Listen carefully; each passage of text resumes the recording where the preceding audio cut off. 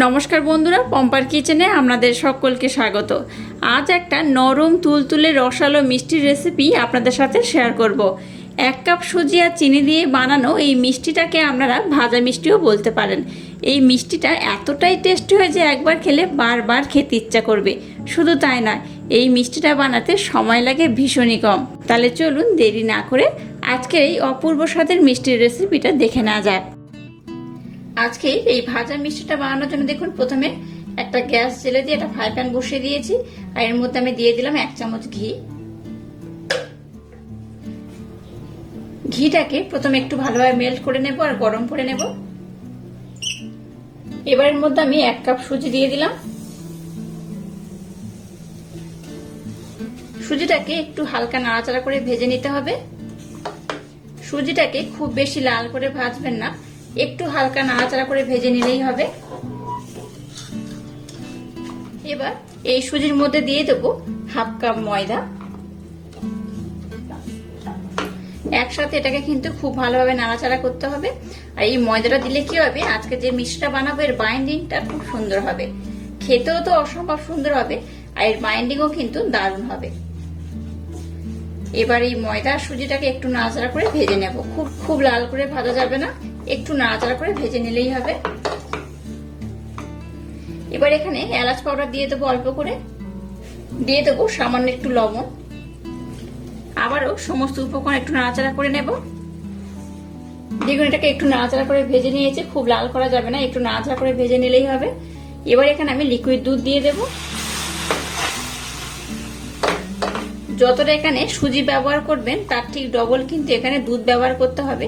আর যেহেতু এখানে আমি ময়দাও অল্প একটু ব্যবহার করেছি, তার জন্য কিন্তু একটু বেশি করে দুধের প্রয়োজন।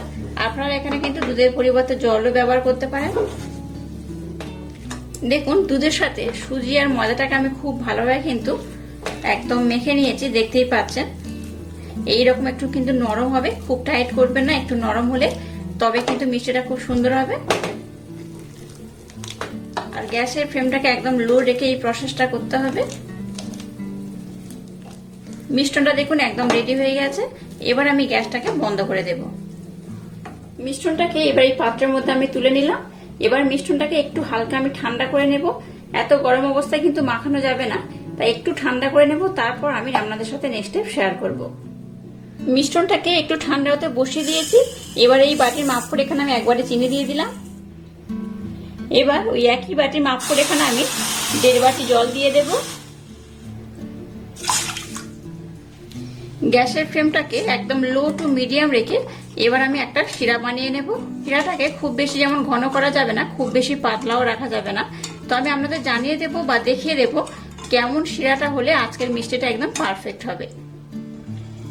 এবার এই শিরার মধ্যে একটা এলাচ দানা দিয়ে দিলাম। দিয়ে দেবো সামান্য একটু কেশর।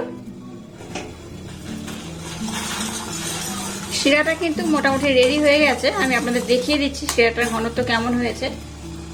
এই দেখুন, একটু চিটচিটে ভাব, 1 তার বা 2 তার এরকম দরকার নেই, একটু চিটচিটে ভাব হলেই হবে। শিরাটা কিন্তু একদম রেডি হয়ে গেছে। এবার আমি গ্যাসটাকে বন্ধ করে দিলাম।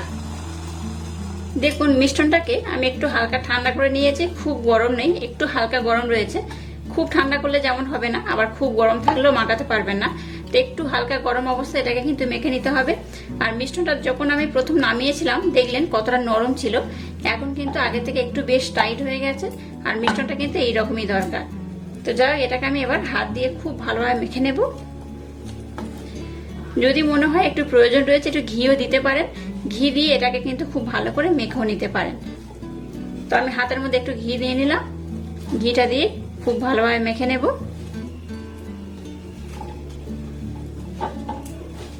দেখুন, মিষ্টনটাকে আমি খুব ভালোভাবে মেখে নিয়েছি। আর কেমন হয়েছে দেখুন, এই দেখুন বেশ সফট হয়েছে, দেখে বুঝতেই পারছেন এইরকম কিন্তু সফট হবে। আর এটাকে কিন্তু খুব ভালোভাবে মাখাতে হবে, দেখতেই পাচ্ছেন কতটা সফট হয়েছে। তো যাই হোক, এটাকে আমি খুব ভালোভাবে মেখে নিয়েছি। এবার দেখুন, মিষ্টনটাকে আমি নিয়ে নিয়েছি। এইভাবে একটু হাতের মাধ্যমে প্রেসার দিয়ে একটু বড় করে নেব। আজকের মিষ্টিটা আমি যেভাবে বানাচ্ছি আমার মতো অবশ্যই একবার ট্রাই করবেন, অসম্ভব সুন্দর খেতে হয়। যে কোনো গোলাপ জামুন বলুন বা কালো জামুন বলুন, যে কোনো মিষ্টির স্বাদকেও কিন্তু হার মানাবে, অসাধারণ খেতে হয়। এবার একটা বেলন চাকি নিয়েছি, এটার মাধ্যমে এটাকে আমি একটু বেলে নেব। খুব মোটা বা খুব পাতলা রাখা যাবে না।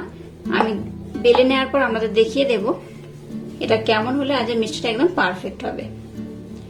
দেখুন এটাকে আমি বেলে নিয়েছি, এটা কেমন হয়েছে দেখুন। খুব মোটা নয়, খুব পাতলা নয়, ধারটা দেখে বুঝতেই পারছেন এরকমই হবে। এবার একটা ছুরি নিলাম, ছুরির মাধ্যমে এটাকে এইভাবে কেটে নেব। আচ্ছা, এই পোর্শনটাকে কিন্তু বাদ দেবেন না, এটাকেও কিন্তু একইভাবে বানিয়ে নিতে হবে। দেখুন এটাকে আমি এরকম চারকোনা শেপ দিয়ে কেটে নিয়েছি। এবার এটাকে আমি এইভাবে দু টুকরো করে নেব। এবার এটাকে আমি এইভাবে 3 টুকরো করে নেব।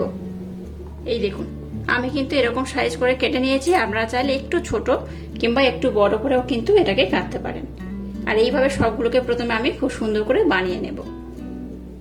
দেখুন সবগুলোকে আমি সমান মাপ করে খুব সুন্দর করে বানিয়ে নিয়েছি। এবার দেখুন গ্যাসটা জ্বেলে দিয়ে একটা কড়াইতে তেল দিয়ে তেলটাকে একটু মিডিয়াম গরম করে নিয়েছি। এবার মিষ্টির শেপ দিয়ে যেগুলো বানালাম সেগুলো তেলের মধ্যে দিয়ে দেব।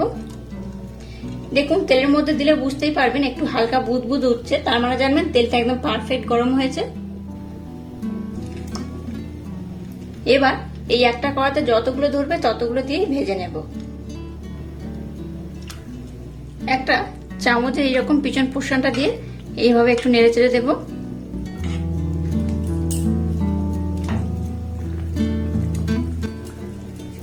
সবগুলো একেবারে দিয়ে দেব না, সবগুলো কিন্তু ধরবে না, তাই অর্ধেকটা দিয়ে প্রথমে ভেজে নেব, তারপর আবারও আমি অর্ধেকটা দেব।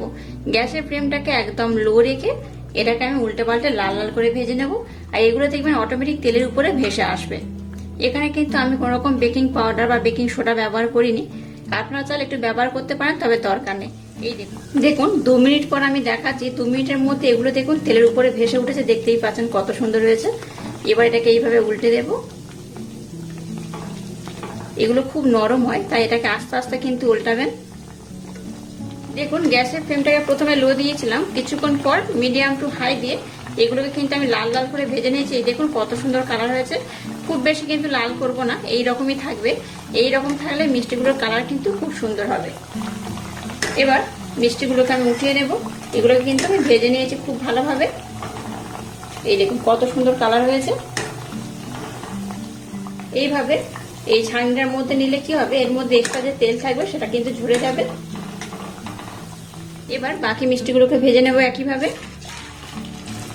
এবার এই মিষ্টিগুলোকে গরম গরম শিরার মধ্যে দিয়ে দেব।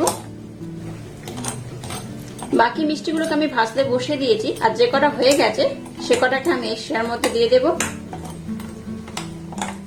এই মিষ্টিগুলো যখন শিরার মধ্যে দেবেন, শিরাটা যেন অবশ্য গরম থাকে। শিরাটা আমার বেশ গরম রয়েছে, আমি ঢাকা দিয়ে রেখে দিয়েছিলাম, তাই গরম শিরার মধ্যে এগুলোকে আমি দিয়ে দিলাম। একইভাবে বাকি মিষ্টিগুলোকে ভেজে আমি শিরার মধ্যে দিয়ে দেব। আর আধা ঘন্টা কিংবা 1 ঘন্টা পর আমি আপনাদের দেখাবো মিষ্টিগুলো কত সুন্দর হয়েছে। দেখুন মিষ্টিগুলোকে কিন্তু আমি আধা ঘন্টার জন্য চিনি শিরার মধ্যে রেখে দিয়েছিলাম। দেখুন কত সুন্দর ভিজে গেছে। এই দেখুন একদম খুব ভালোভাবে কিন্তু শিরাটাকে অ্যাবজর্ব করেছে, দেখে বুঝতেই পারছেন কতটা রসালো হয়েছে, কতটা তুলতুলে হয়েছে। দেখলেই বুঝতে পারবেন কতটা ভিতরে রস অ্যাবজর্ব করে নিয়েছে। এই দেখুন এটা কিন্তু ভীষণ টেস্টি হয়। কালো জামুন বলুন বা গোলাপ জাম, যে কোনো মিষ্টির স্বাদকেও কিন্তু এটা হার মানাবে, অসম্ভব সুন্দর খেতে হয়। আর দেখলেন তো সামান্য কয়েকটি উপকরণ দিয়ে কিন্তু আজকে এই মিষ্টিটা বানিয়েছি। এই মিষ্টিটা দেখতে যেমন লোভনীয়, খেতে কিন্তু তেমনই অপূর্ব অসাধারণ। অবশ্য বাড়িতে একবার হলেও ট্রাই করবেন। আমি আপনাদের কেটে দেখাচ্ছি এটা কত সুন্দর হয়েছে। দেখুন একটা মিষ্টি আমি নিয়ে নিলাম, এটাকে কেটে দেখাচ্ছি। দেখুন এটা কত সুন্দর হয়েছে। এই দেখুন দেখলেন তো কত অপূর্ব হয়েছে, একদম নরম রসালো তুলতুলে। অবশ্য বাড়িতে একবার হলো ট্রাই করবেন, আশা করছি আপনাদের ভীষণ ভালো লাগবে। এই দেখুন ভিতরটা কিন্তু বেশ ভালোভাবে চিনির শিরাটাকে অ্যাবজর্ব করেছে। এই দেখুন দেখাচ্ছি, দেখুন এই দেখুন খুব সুন্দর হয়েছে। আর আজকের এই ইউনিক স্টাইলে মিষ্টির রেসিপিটা যদি আপনাদের ভালো লাগে তাহলে চ্যানেলটাকে লাইক, শেয়ার, কমেন্ট এবং সাবস্ক্রাইব করবেন। আর পাশে থাকা বেল আইকনটা প্রেস করে দেবেন। তাহলে টাটা, আবার দেখা হচ্ছে নতুন কোনো রেসিপি নিয়ে।